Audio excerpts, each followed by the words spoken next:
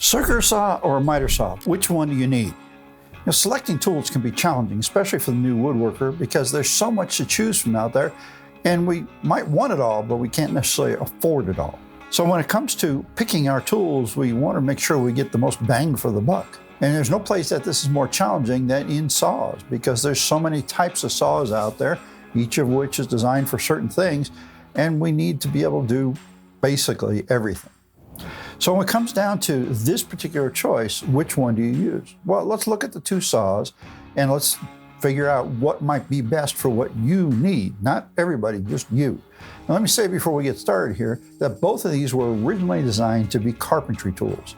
Like a lot of tools, especially power tools that we use in woodworking, really us woodworkers are a small part of the market compared to the carpenters and construction workers are out there who use a lot more of these tools. So that means that the tools aren't exactly what we need a lot of times. We just have to make them work. Let's start by talking about the miter saw. It's a little more complicated tool, and it's essentially a circular saw mounted on a frame which allows the saw to be lifted and lowered, and then that frame is in turn mounted to a base which can turn, giving us our miter cuts, okay? Now, miter saws vary a lot from the very, very simple, which just is the up and down and the turn side to side. We can also have a compound miter saw, which this one is, which allows the blade angle to be tilted. That's important for some things like doing crown molding in a home, okay? The other thing that is added to some of these is rails, which make it a slide miter saw, which allow the blade to move forward. This allows us to cut much wider wood. I can cut a 2x12 on this saw, which I couldn't do if it didn't have that slide capability. So all of these are miter saws, okay? And remember, they're designed predominantly for carpentry, and specifically they're designed for finish trim, architectural trim in homes. And so they excel in that. That's what they're designed for. Where do they fall short for woodworking? Well, basically they fall short in accuracy, okay? Now, like any other tool that we use in the workshop, we can make up for accuracy.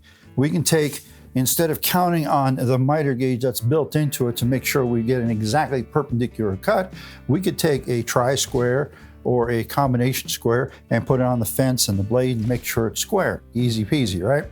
Likewise, for setting the angle, if we're trying to do a miter compound, we could take a magnetic-based digital level, little square one, attach it to the blade, tip it over, lock it in at the exact angle. So we can make up for that lack of accuracy. We can also add a zero insert clearance plate in place of the plastic one that's here to give us that ability to make a cleaner cut without chips on the bottom side or on the top side, okay? So there are things we can do to improve on it, but that doesn't mean we can do everything on it. Now this is a somewhat limited saw. It's designed for cutting crosscuts and miters, and that's really about all it's designed for.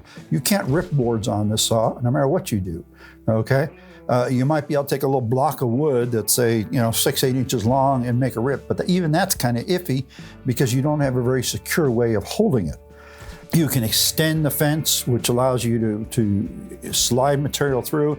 You can put a stop on there so you can cut multiple pieces the same size. There are things like that you can do that improve the saw's capability, but not the different types of cuts it can do.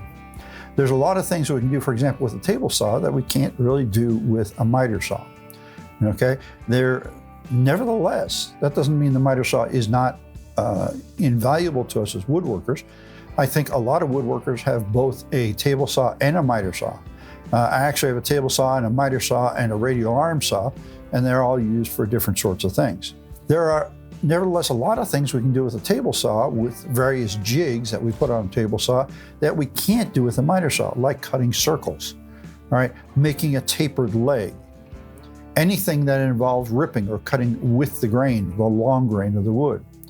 Now, I haven't seen really many jigs made for the miter saw. What I have seen is a miter saw built into a bench that, again, extends the fence on both sides. I've seen the addition of stop blocks so we can make repetitive cuts, either attached directly to the fence or to the fence on the table. I even saw somebody cut cove molding on one of these, which was absolutely amazing. At first, I thought it was very unsafe what the person was doing, but as I watched, there really wasn't anything unsafe about it. It was surprisingly that it was a fairly safe operation. There was no chance of kickback, and there's no chance of their fingers getting near the blade. So the things that we normally associate with danger weren't there. So if the type of work you're going to do is going to require cutting a lot of, say, 1x4s off to length, let's say you're making planter boxes, cedar planter boxes in the springtime, very popular thing for woodworkers that want to make some money. This is a great saw to have because you're going to take all those French pickets and you cut them off to length and reassemble them to make your planter box. But again, that's really what it's good at. But if you want to make a toy box out of plywood, you actually can't cut plywood on this. I mean, you could cut a strip of plywood as if it was a 1x4 or 1x6, but you really can't cut a sheet of plywood. So there are limitations to what this saw will do. Okay, so if you look at the miter saw, now let's take a look at the circular saw. And a circular saw is a much simpler saw in that it doesn't have all the apparatus with it that the miter saw has. It doesn't have anything to allow us that miter cut or to set that angle. About the only setting we've got is depth of cut and angle of cut. We can set the blade at an angle by angling the shoe here and allowing to get an angled cut. All right, what can it do that the miter saw might be able to do? Well, the real limitation with this saw is that it doesn't have any inherent accuracy. There's really no stops built in. There's no gauges built in. Like I said, we do have a bit of a gauge there for angling the shoe for that bevel cut, but that's not very accurate. So anything we want to do that's got any sort of accuracy built into it has got to come somewhere else. We have to use other devices, such as squares, such as adjustable squares, to give ourselves that accuracy. The big benefit that a circular saw has over a miter saw is it isn't as limited as the miter saw. Now, the miter saw may have greater accuracy, but it can only cross-cut or miter cut. It can't rip, okay? Since there's nothing limiting the ability of the circular saw to move, it can rip, it can cross-cut. Matter of fact, it's the absolute best saw there is for breaking down sheets of plywood. Now, there's several things we can do with the saw to improve its capability.